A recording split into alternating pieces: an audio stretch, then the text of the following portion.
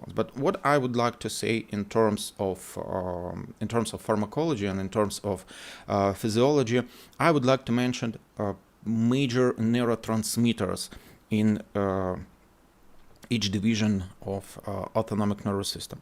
So as we're talking about sympathetic nervous system, we should say that major neurotransmitters are epinephrine and norepinephrine. Epinephrine and norepinephrine. Sometimes you can meet another names of these neurotransmitters, and sometimes it can be mentioned as adrenaline, epinephrine, and norepinephrine as a noradrenaline. For parasympathetic nervous system, major neurotransmitter is acetylcholine. And let's say drug classes, that act on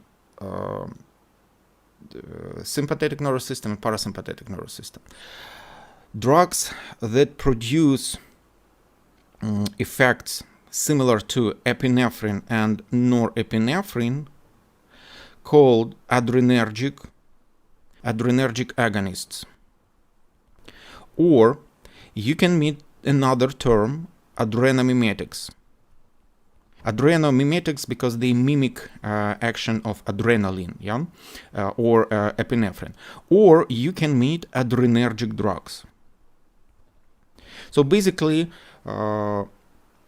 it's the same medications, the same drugs, but with different names.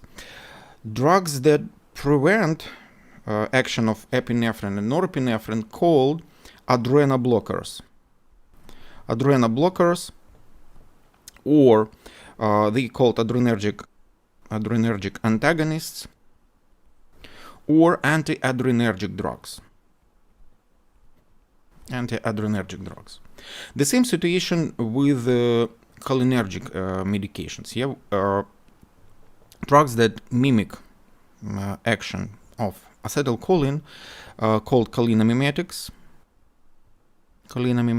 or cholinergic agonists, or generally we can say that they are cholinergic drugs. Drugs that block action of acetylcholine called cholinoblockers or anti-cholinergic drugs or cholinergic antagonists,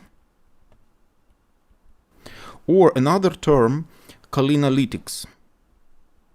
The same term can be applicable for sympathetic nervous system, but these medications called sympatholytics.